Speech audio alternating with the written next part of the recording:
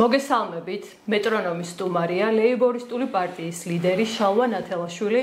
გამარჯობა ბატონო შალვა. გამარჯობათ, მოხარული ვარ თქვენთან სტუმრობის, იმედია ამ ტოტალური სატელევიზიო ცენზურების ფონზე სოციალური მედია თქვენი სახით მნიშვნელოვან სრულის შეიტანს თავისუფლებისათვის ბრძოლაში. იმედია, მადლობა მობრძანებისთვის. საქართველოში პოლიტიკური პროცესები მაღალი ჩართულობის და ინტერესის ფონზე მიმდინარეობს. 28 ნოემბერს ირაკლი კობახიძის განცხადებამ საზოგადოებაში უწყვეტი პროტესტი წარმოქმნა, რომელიც დღემდე მიმდინარეობს. ბოლო თვეებში ოპოზიციური პარტიების ლიდერების დაკავება, ძალოვანი უწყებების პოლიტიზირების ბრალდებებმა და ასევე საკანონმდებლო ცვლილებებმა გააჩინა საუბრები იმასთან დაკავშირებით, ხომ არ მიდის ჩვენი ქვეყანა ავტორიტარიზმისკენ. თქვენ ბოლო 3 ათწლეულის განმავლობაში ყველა მნიშვნელოვანი პოლიტიკური გარდატეხის მონაწილე ხართ. დღეს განვიხილავთ, რა არის რეალურად ამ პროცესების მიზეზები, როგორია ოპოზიციის მდგომარეობა, საზოგადოების მოლოდინი და ასევე როგორ შეიძლება განვითარდეს მოვლენები, როგორც შიდა, ასე გარე ფაქტორების გათვალისწინებით. პირველ რიგში, როგორც გამოცდილმა პოლიტიკოსმა მინდა შეაფასოთ, რა პროცესებს ვადევნებთ ახლა თვალს, სად არის ჩვენი ქვეყანა დემოკრატიის თვალსაზრისით? ახლა თქვენ ბრძანეთ, რომ ხო არ მივდივართ ავტორიტარიზმისაკენ. მე კეთილიშვილით ვშურს თქვენი ოპტიმიზმის. ავტორიტარიზმის ეტაპი კაიხანია გავიარეთ და ვართ გაქანებულ დიქტატურაში, რომელიც არავისგან არ კონტროლდება, არ აქვს არანაირი შემაფერხებელი, ზნეობრივი პოლიტიკური სამართლებრივი ბარიერები და სოფლიოში არნახული წესით ჩამოყალიბდა კრიმინალურ კარტერული დიქტატურა. აი ეხლა არის სოფლიოში ეხლაც და ადრეც განსაკუთრებით იდეურ პლატფორმაზე მდგომი დიქტატურები. ზოგი ნაციონალიზმი, ზოგი ნაცისტი, ზოგი გლობალიზმი, ზოგიერთი თქვათ სამხედრო ფორმატი, ან სპეცსამსახურის ფორმატი, რაღაცა იდეას და რაღაცა მსოფლმხედველობას ან ემსახურება, ან ატყუებს ხალხს, რომ იმას ემსახურება. ჩვენ დღეს ვართ კონკრეტული რუსი ოლიგარქის მიერ მძევლად აყვანილი ხალხი და სახელმწიფო და ვიმართებით აღვირახსნილი დიქტატურული მეთოდებით, საიდანაც გამოსვლა დაკავშირებულია არა მარტო ჩვენი ხალხის ბრძოლასთან, რასაც უყურებთ რამდენი თვეა და რამდენი წელია გავრილობის ღამიდან ფაქტობრივად თუ ათვლის წერტილად ავიღებთ მაგ მნიშვნელოვან ღამეს, ხო?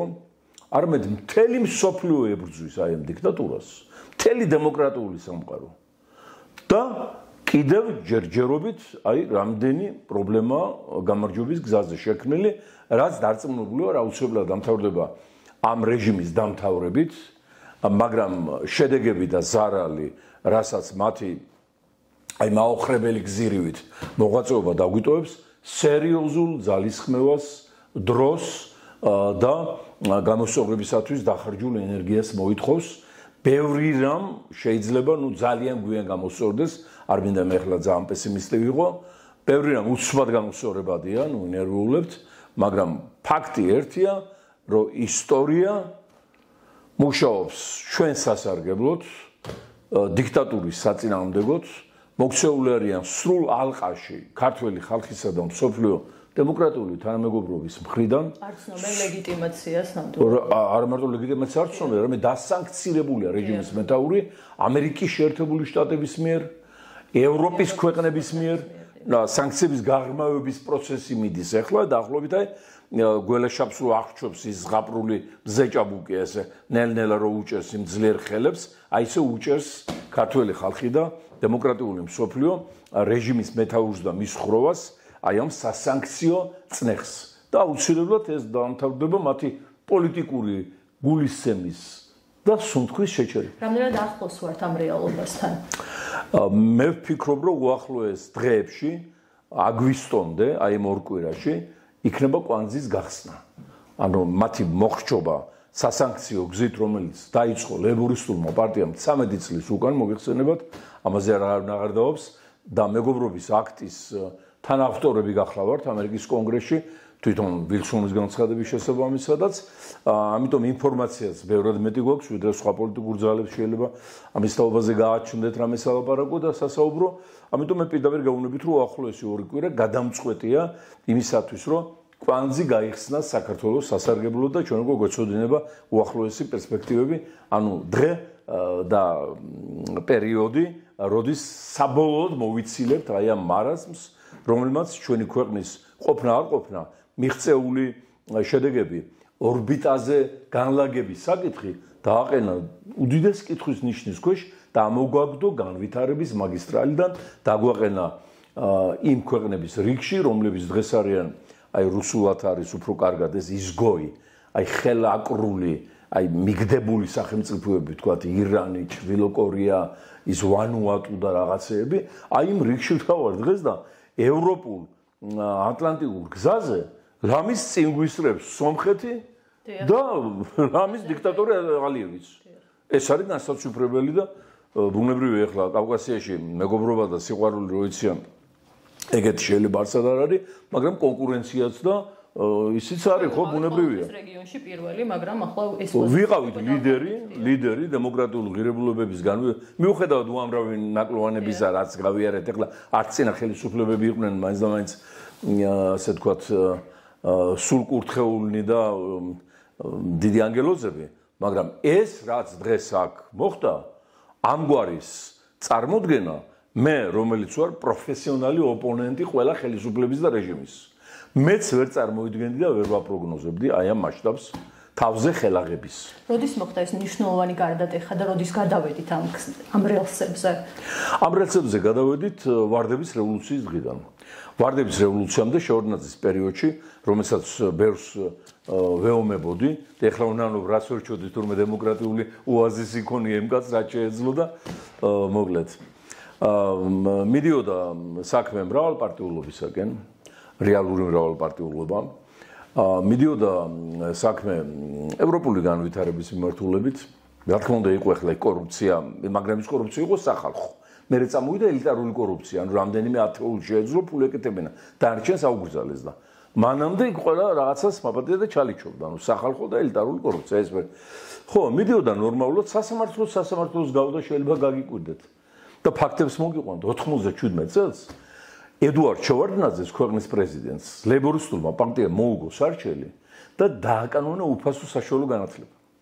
ამის შემდეგ ადგილობრივი არჩევნები იყო იქ საგრებულოში. იმას 20% დაგვიწერეს 98-ში. მეტი მივიღეთ, მაგრამ ახლა მთლად უნამუსოდ როგორც ახლა აკეთებენ 1% არ დაუწერიეთ. 20% იყო. მერე იყო და სასამართლოს არჩევნებით დენის ტარიფი დავწიეთ, ხო წარმოვიდგენ, ახლა კაი დედიშვილი ხარ და შეიტანე რომელიმე სასამართლოში რაიმე სოციალურ საკითხზე, როგორ წიხლისკვრით გამოუშვებენ მოსარჩელს, ხო? ის იყო მე სასამართლოში მიმართეთ 25000 ექიმის შტატის გაუქმება თავიდან ავიცილეთ. 80000 პედაგოგის შემცირება გადაწყვეტილი იყო, თავიდან ავიცილეთ. უფასო სასწრაფო დახმარება აღვადგინეთ. საბავშვო ბაღებში კაზინოებისა და საროსკეპოების გახსნა იყო გადაწყვეტილი, ანუ ყიდიდან და ამისათვის დაიწყეს მზარეულის და მუსიკის მასწავლებლის შემცირება. რომ ბაღი დაკეტილი იყო, მაგრამ ბუნებრივია ვინ მიიღოს ბაღში, სადაც არ არის მზარეული, თან არის მუსიკის მასწავლებელი. ესე იყო, ესაც ჩავაგდეთ. ხო. აი ვარდების რევოლუციამ, რომელიც იყო ფაქტიურად ადგილობრივი ოლიგარქიის, მოსკოვის და ვაშინგტონის მაშინდელი მმართველი წრეების ერთობლივი შეთანხმება, ყველაფერი დააყირა, თავდაყირა. 5 პარტიული პარლამენტი დაითხოვეს და აირჩიეს ერთპარტიული პარლამენტი. იმის შემდეგ ერთპარტიული რეჟიმია და თანამმართველობად მოვიდნენ არც მეტი და არც ნაკლები ბიძინა ივანიშვილი და მიხეილ სააკაშვილი.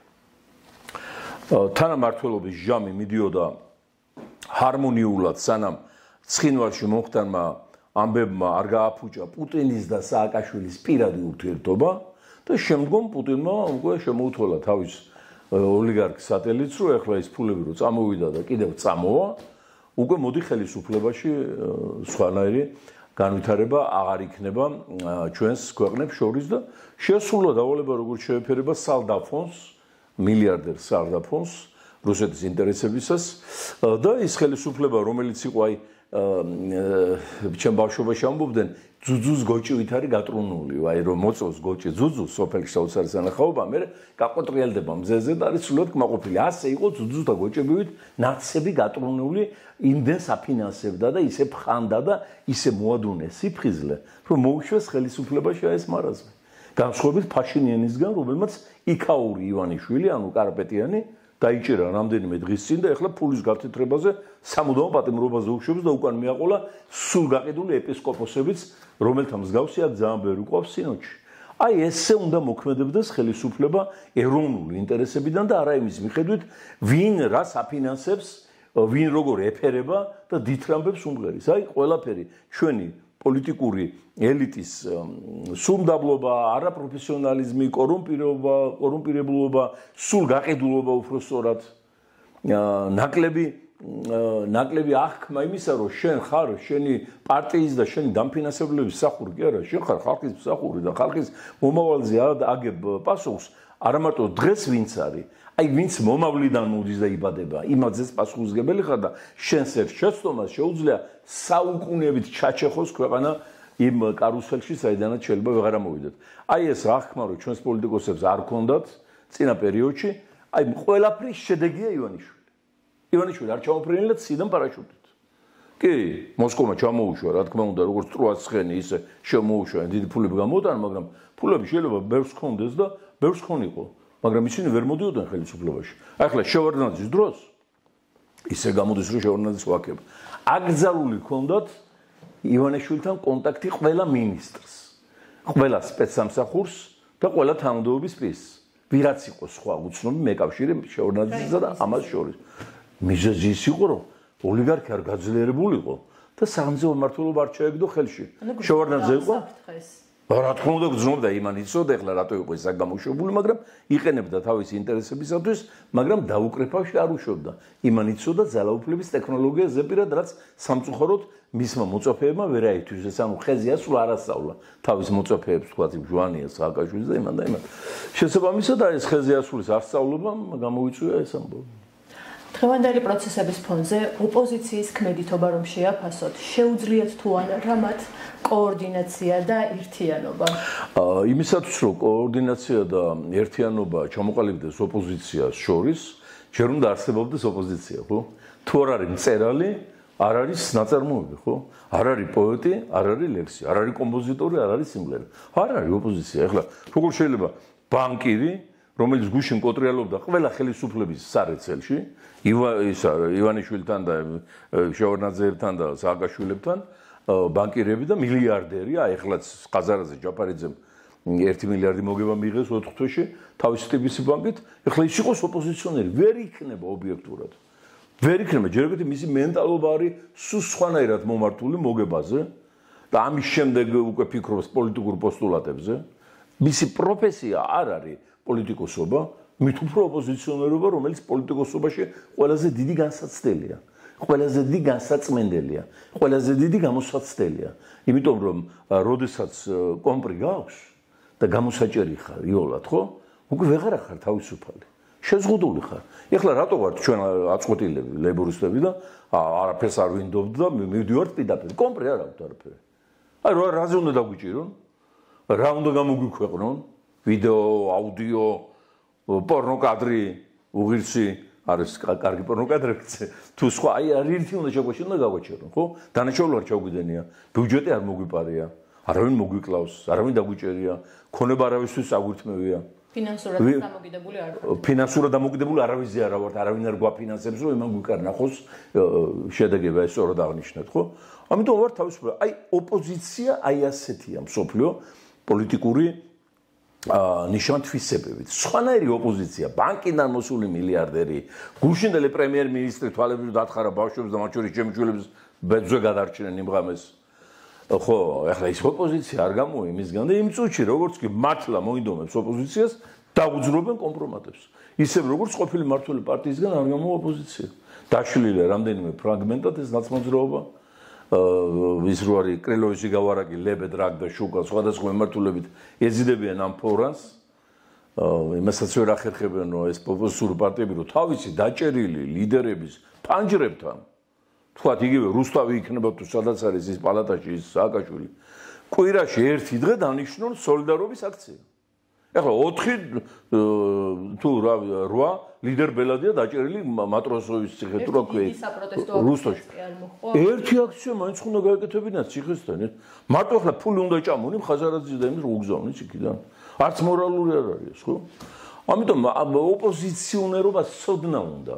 არა მარტო პოლიტიკის, არამედ ისტორიის, ეროვნული ფსიქოლოგიის, მე პიროვნული ისეთი თვისებები, რომლითაც ვერ შეგაშინებენ, ვერ გამოგიჭერენ, კომპრატ ვერ დაგიდებენ, გაწირვა უნდა ბევრ რამეს, მათ შორის ოჯახური ინტერესები. ეხლა ჩემ ოჯახში არავინ არ მუშაობს, არც უმუშავეა, არასოდეს, არც სოლს, არც შვილებს, ეხლა დავყო დოქტორანტურას ამთავრებს, ბექა სამართალ იურისტი და საერთაშორისო ურთიერთობების სპეციალისტია. ეხლა პარტიაში მეხმარებიან, რა თქმა უნდა, ეხლა რაც შეუძლიათ, მაქსიმუმს აკეთებენ, მაგრამ არავინ არ მიიღებს სამუშაოს. აი, ავსებენ მთელი ცხოვრება სივებს, თან დავცინი ხოლმე, რომ ეხლა უკვე შენ ექსივით დაგიმოყოფილეს დემოკრატიის ზემი ყოფილა და მე ვანებებ თავს ოპოზიციონერობას და არ ტყავენ დიდ უარს უკვე 13-15 წელია. აი, ამას ნიშნავს ოპოზიციონერობა. ანუ გაწირვას პირადულის და იმის დამტკიცებას, რომ შენ მართლა იდეა გაინტერესებს, ქვეყანა გაინტერესებს და ხალხის ტკივილებით მოძრაობ და არა პირადი ბიზნესი, ოჯახური შემოსავლები, ეს რა თქმა უნდა მეც მაინტერესებს. და ძალიან ვსუხვა რაც ხდება ჩემს თავს. მაგრამ ყველა ადამიანს მისია გვეკისრება ჩვენი. თქვენ გეკისრებათ მისია, რომ სოციალური ქსელებით თავისუფალი სიტყვა აღორძინოთ, ხო? გლეხს ეკისრება მისია, რომ დარგოს ატმის ნერგი და ნაყოფს დაელოდოს, ხო? მესაქონლეს ეკისრება მისია, რომ დაიცვას სხვისფარა გლისგან და ბატკანი გაზარდოს, ხო? ყველა ადამიანს აქვს თავის შეუცვლელი ფუნქცია. პოლიტიკოს ჩემ შემთხვევაში და ოპოზიციონერს აქვს ფუნქცია, რომ გადაეფაროს ქვეყანას და პირად ინტერესებზე ამ დროს არ იფიქროს. თუ ესეთ ფსიქოლოგიური განწყობა არ იქნება, მაშინ ჩვენ ვიღებთ ისეთ ოპოზიციონერებს, რომელთა გვარების დასახელება არ მინდა, მაგრამ ვიცით ხო, აი ესე არც იქით, არც აქ, არც ღვინო, არც წყალი. აი ესე, აი ნახევრად ფერმზიმე ქალის ვარიანტი. როგორ ფიქრობთ, რამდენად საჭიროა, რომ ახალი თაობა წამოვიდეს პოლიტიკოსების? აუცილებელი და გარდაუვალია. ეხლა ამასთან დაკავშირებით კი უფროს ლიდერებს ვაკრიტიკებს სხვა პარტიებისას, მაგრამ ისეთი იმედის თვალით უყურებ მათ პარტიებში მოღვაწე ახალგაზრდებს, იგივე ნაცმოძრაობის, თქვათ, იგივე იმ ლელოქვია თუ რა დაარქვეს კიდე სხვა პარტიები, ახალგაზრდები რო არიან. მე მაგათ ვერ უყურებ როგორც რომელიმე პარტიის კუთვნილებას. მათ ეკისრება დიდი პასუხისმგებლობა, რომ ჩამოყალიბდნენ საჯარო პოლიტიკურ მოღვაწეებად, მათ შორის გაითვალისწინონ უფროსების შეცდომებიც. და ეს ახალგაზრდობა მოდის უკვე მომავლიდან. და ამის დასტურია რუსთაველის პროსპექტი, ამის დასტურია საოცარი ახალგაზრდები დღეს ვიყავი სასამართლოში მივესალმე, შორიდან მოვეფერე, სრემლი მომივიდა ლამის ამისთან ანგელოზებს რო დაიჭერ. და სხვათა შორის საოცარი რეპრესიების საოცარი ქრონოლოგია, როგორც წესი, რეპრესიები აი ესეთი დიქტატურების დროს ძირითადად წყდება პოლიტიკურ მოწინააღმდეგეებზე. ან იჭერენ, ან კლავენ, ან რა ვიცი, უშვებენ, გაძევენ და სხვადასხვა. დღეს პოლიტიკური მოტივაციით, იმიტომ რომ მშვიდობიან მიტინგზე გამოვიდნენ. დაჭერილები აქვს სტუდენტები, ექიმები, პედაგოგები, თუ მსახიობები. ესეთი პრეცედენტი არ მოხდარა არც ჩილეში 70-იან წლებში რომ მოახდინა პინოჩეტმა გადატრიალება, არც იმის რა ქვია სალაზარის დიქტატურის დროს პორტუგალიაში, არც ფრანკოს დიქტატურისას იმაში ესპანეთში და არც კადაბს და სადამ ჰუსეინს დაუპატიმრებია პედაგოგი და მსახიობი განსაკუთრებით. ხო, ამიტომ ვთქვით გადაცემის დასაწყისში, რომ უნიკალური ფორმატის დიქტატურასთან მივედით ჩვენ, რომლის შედეგები დასაძლევია და აუცილებლად დავძლევთ. თვითმმართველობის არჩევნები გვიახლოვდება, რომელსაც ოპოზიციური პარტიების უმრავლესობა ბოიკოტს უცხადებს, მაგრამ ნაწილი მაინც აპირებს, რომ მონაწილეობა მიიღოს. ის ნაწილი, რომელიც საპარლამენტო არჩევნების ლეგიტიმაციას არ ცნობს, თუმცა იგივე ადმინისტრაციის პირობებში თვითმმართველობის არჩევნებში შედის. თქვენ როგორ თვლით, ანუ რამდენად სწორია და რა არის ამის მიზანი? ეს არის დანაშაულებრივი გადაწყვეტილება და ღალატი ეროვნული ინტერესების. როდესაც დღეს მთელი საქართველო ამხედრებულია, როდესაც დღეს მთელი მსოფლიო არ აღიარებს რეჟიმის ლეგიტიმურობას, პრეზიდენტს არ უწოდებს პრეზიდენტს, პრემიერს, პარლამენტს არ ცნობს როგორც თავარ საკანონმდებლო ორგანოს, სასამართლო საერთოდ არის მსოფლიო დემოკრატიის ღელვის ობიექტი მოსამართლეებიც არიან სანქცირებულთა სიაში და შეიძლება ძალიან ბევრი და მურუსიძე და მისი ხოხობი უკვე რა ვიცი სანქციების კორიენტელშია მოქცეული. აი ამ დროს განაცხადო რომ მათ დანიშნულ არჩევნებში მათი საარჩევნო კომისიების ლიდერობით, მათი დადგენილი პროცედურებით, მათი დათვლილი ამომრჩეველთა რაოდენობით, არა ხო არის ანეკდოტიც აღარაა, ნუ ტრაგიკული ანეკდოტია, გამსახურდია, როდესაც მოვიდა ხელისუფლებაში, გასცებული იყო საქართველო. დაგეტილი გახდათ უცხოეთში წასვლის პერსპექტივა, მაქსიმუმ რუსეთში თუ წავიდოდნენ ზაფხულში სამუშაოდ, ჩვენი ხალხი და ისე უკან ჩამოდიოდნენ, მიდარჩებოდა რუსეთში, გავსებული ხალხი და ამომრჩეველი იცით რამდენი იყო? 3.454.000. ეხლა როცა მთელი საქართველო დაიცალა და მათი ადგილი დაიკავეს ინდუსებმა, პაკისტანელებმა, ავღანელებმა, არაბებმა და უკვე ბირჟაზე მენატრება ქართველი ბიჭების დანახვა, ადრე თუ ბრაზობდე რომ წიგნი წაიკითხონ, მე ეხლა ნატო ბრო დავინახო, ისი რომ გულმა გაიხეს. ხო? ეხლა იცით რამდენია? 3.655.000. მოემატა ამომრჩეველი. და აი ამ ფორმატით აპირებენ ოპოზიცია წოდებული ძალები, რომლებიც პარლამენტში არ შევიდნენ, მანდატები გაუქმეს, მართალია გვიან შარლ მიშელის დროს რო ეს ეკნა, დღეს რეჟიმი არ იქნებოდა. მაგრამ დაშალეს პანჩატური, გაიქცნენ პარლამენტში შევარდნენ და აგერ სამწუხარო შედეგებს დღემდე მთელი მსოფლიო ასწორებს და კიდევ რა ვითარებაა შექმნილი. ამიტომ ამ არჩევნებში მონაწილეობა არის არა მარტო დანაშაული ღალატი, არამედ გაუგებარია ჩემთვის როგორც პოლიტიკოსისათვის. და ერთადერთი დასკვნა შემიძლია გავაკეთო, რომ ისინი იმართებიან ხელისუფლებიდან უფრო მეტი კომპრომატები აქვთ მათ წინააღმდეგ რეჟიმს, ვიდრე შეიძლება ჩვენ გავთვალოთ. ან მათ შორის მოხდა აი ამ 24 წლის არჩევნების დროს გარიგება იმ ასპექტში, რომ ესენი შევიდოდნენ პარლამენტში, დიდი ფული წამოვიდა ამ საქმეში, დიდი ფული გატყდა და მოგეხსენებათ ახლა ივანიშვილი ძალიან დიდი ფილოსოფიური იდეები თავს არ იწუხებს თუ არ ჩავთვლით ნიცშეზე გაპაექრებას და წიგნის დაწერას, რომელსაც გვპირდებოდა ადამიანის რაობაზე. ხო? შესაბამისად, არ შეიძლება მათ შორის იყოს რამე იდეური წინააღმდეგობა, დიდი ფულია გატეხილი მათ შორის და ეხლა ესენი ცდილობენ არჩევნებში მონაწილეობით ან ჩამოიწერონ ეს ფული, ან გაანახევრონ უკან მისატანი. ხო ხედავთ, ვისაც ფული მისცა ბიზნესმენიშვილმა, მათ შორის თავის თანაგუნდელებს, აგერ ბანდიტური გარჩევები მოუწყო, ზოგს თავს აკლოენებს, ზოგი გარბის უკან მოუხედავად, ზოგი რეზერვშია რომ საშინელება დაატყდეს, არავის არაპატია თავისი ფულის მიცემა, მათ შორის არც მეუფეებს. ყველა მეუფეზე, ყველა არა მაპატიეთ, ძალიან ბევრზე გადაღებულია პორნო კადრები და არ დაიჯეროთ ის რაც გადის მეუფეების საქმიანობაზე ტელევიზიი და მასმედიის ორბიტაზე, ცუდი ამბები, ეს უშიშროებიდან არის მიწვეული. ყველაფერი, აბსოლუტურად. აბა ეხლა მე რას გადავიღებ, რა კადრი უნდა გადაიღოს ოპოზიციამ, ან თქვა რიგითმა თუ არ არის სპეცსამსახური ჩართული კონტროლში და მაშინ. ამიტომ ამ არსების თვისება, რომ არავის არაპატიოს გაწეული ხარჯი თუ ის არ იქნება ბოლომდე მონა. სრულად მონა.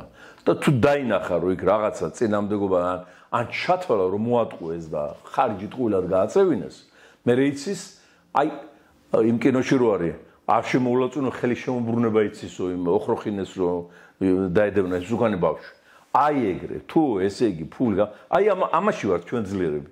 ჩვენ არასოდეს ამისთვის არაფერი არ მოგურთმევია, არასოდეს მოლაპარაკებაში არ შევსულვართ, უამრავი შანსი ქონდა. ხო რა პრობლემა იყო ახლა მეზობელი ეგ ჩემი შეუთვლდი საერთო ნაცნობების მეშვეობით და ის ჯერ ახლა ამას როგორ გავაკეთებდი, მაგრამ ისე ვამბობ. ამიტომ ვართ მაგრები, რომ ჩვენ ვერ გამოგვიჭოს ევროპაში. და რაც თავი არ ყოფილვართ მასთან ფინანსურ გარიგებაში. ეს პარტიები ვინც ახლა ციხეშია, 24 წლის არჩევნების წინ გაურიგდნენ, მოილაპარაკეს, იმან გაუშვა გასაშვები ფული, ეს არის ათეულობით მილიონი $, ამიტომ ახლა გაქცეული გილაური რო ვერ ჩამოდის. გილაური იყო მიმტანი იმ ფულის და კიდე ზოგიერთები აღარ მინდა გვარ დავასახელო და ეხლა მიდის გარჩევა რომ აი ამდენი ხარჯი რო გავწიე პარლამენტში რატო არ შემოხვედით რატო დამდეთ ნიჩაბზე რატო დამასანქცირეს იმის გამო რომ ეს არჩევნები არ იქნა ლეგიტიმურად აღიარებული აი ეხლა მე თქვენ გაგისწორეთ ბოლომდე ანგარიჯი და დღეს გამოვიდა ეს შეშლილი მანიაკი კობახიძე და განაცხადა რომ სარჩელი შეაქვთ საკონსტიტუციაში რითაც 4-ვე ამ ოპოზიციურ პარტიას აუქმებენ ამის გამკეთებლები არიან დაიჯერეთ თქვენ გამკეთებლები არიან იმიტომ რომ პატარა არა სერიოზულ სიშლეგეშიც გადავიდნენ ფსიქიურ არაადეკვატურობაში ბოღმისგან ეს ფსიქიური გადახრა როგორც ჩანს გადამდები არ მარტო კოვიდია გადამდები და ინფექციური დაავადებები ეს ერთი ლიდერის ფსიქიური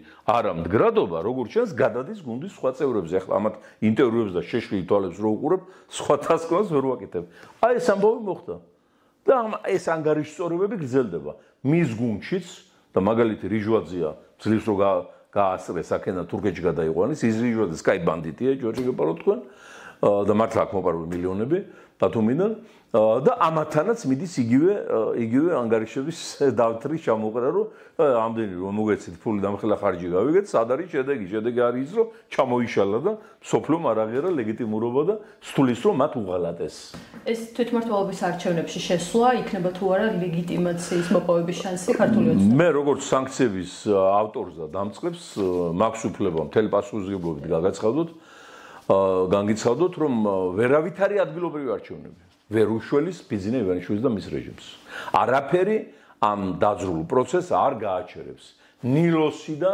ამაზონი ერთად ვეღარ გარეცხავენ ამიტომ ეს არის ასე ვთქვათ აი რო ვთქვათ ხალხურად იმპოტენტის სქესობრივი აქტი ეს მთელი ეს ეგრეთ წოდებული არჩევნები თავის მონაწილეებიანად მაგრამ რატო იტკივებენ აუტკივარ თავს ამის თავობაზე ვიმსჯელეთ ახლა ისევ იმას ვეჭობ რომ აქ დიდი ფული გაწყდა მათ შორის და ამას არ პატიოს სხვა არ შეიძლება იყოს აი ესეთი შლეგური ქმედებების საფუძველი სხვა არაფერი არ შეიძლება. საერთაშორისო ზეწოლა რამდენად საკმარისი გგონიათ ივანიშვილზე და მის გუნდზე და გაიზრდება თუ არა მასშტაბი? საერთაშორისო ზეწოლა ეფექტური იქნებოდა და ამ განსაცდელებს ავწდებოდით, რომ დაეჯერებინათ ჩვენთვის ვაშინგტონში, ბრიუსელში და ლონდონში 10 წლის წინ, 8 წლის წინ, 5 წლის წინ 2021-ში რო დაეჯერებიათ. ამბობდით, წერდით, ვეუბნებოდით, რომ ეს აშინელება პატარა პუტინია, მალე თქვენი მასპინძელი იქნება რუსეთის ეძინე რასია თბილისში და არა საქართველოს პოლიტიკური ინსტიტუტები.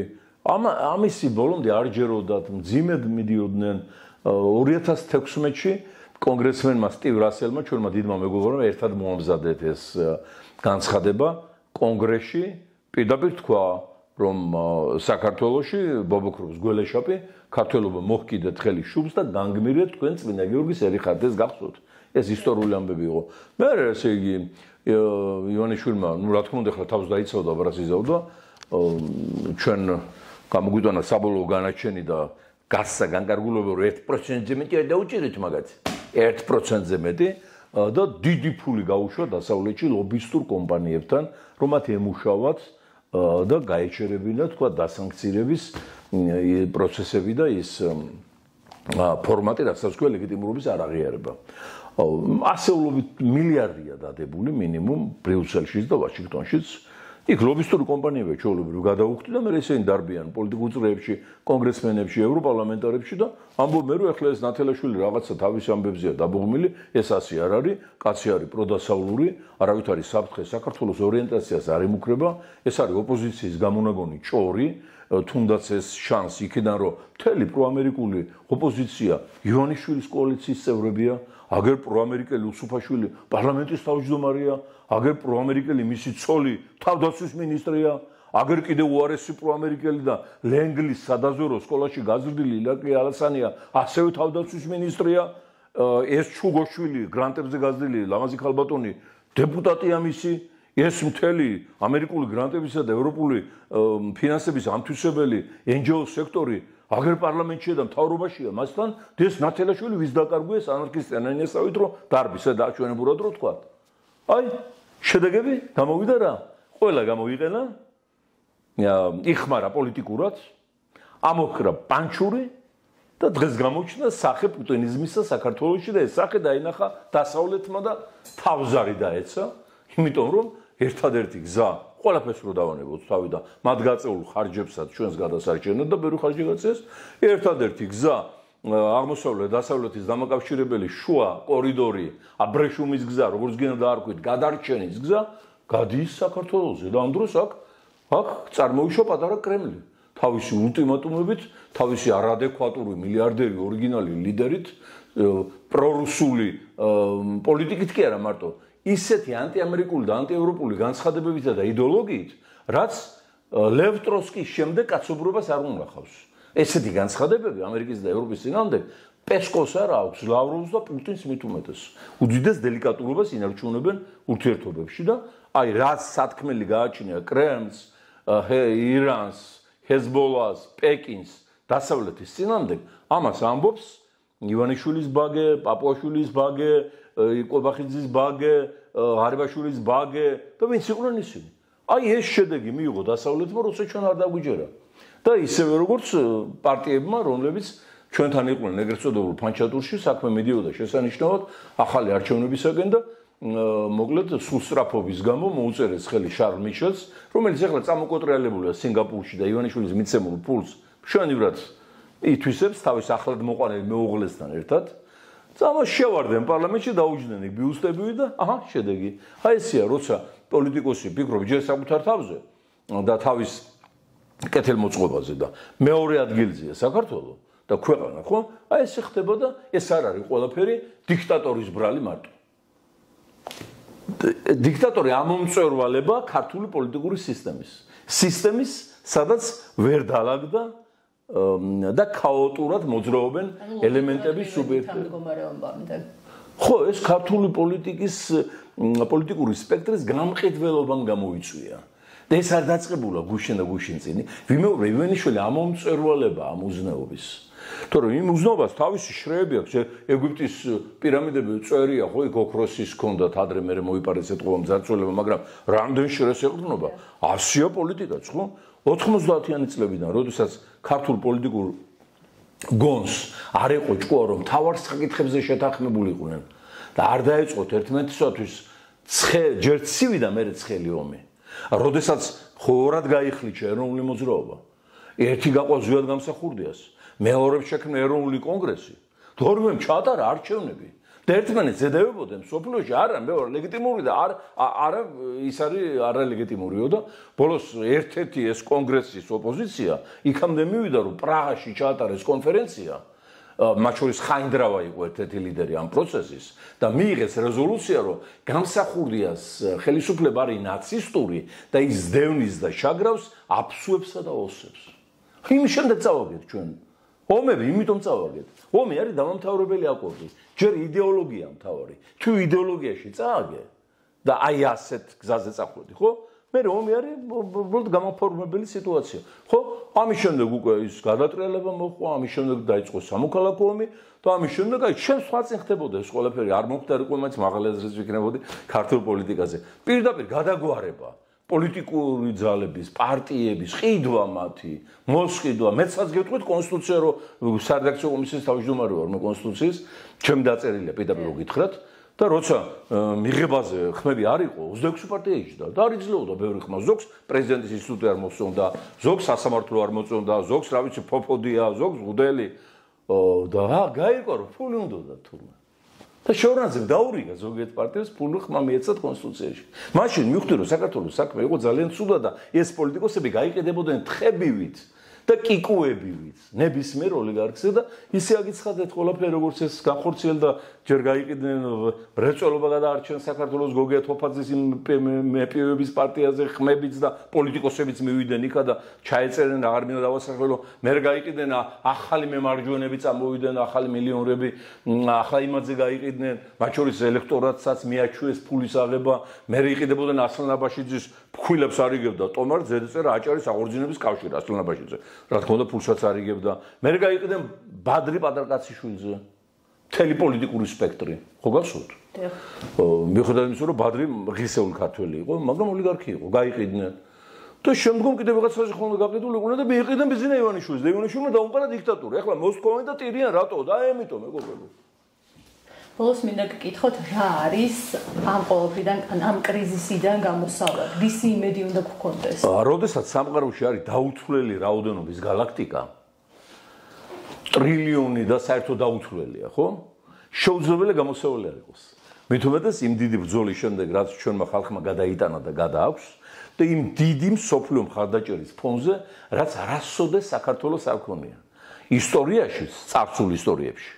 ყოველთვის ჩვენ თავისი მეზე ვიყავით, ხო, არა გარეთ ხარს არ გვიჭერდა, პირიქით მტრებით ვიყავით გარშემორტყმული.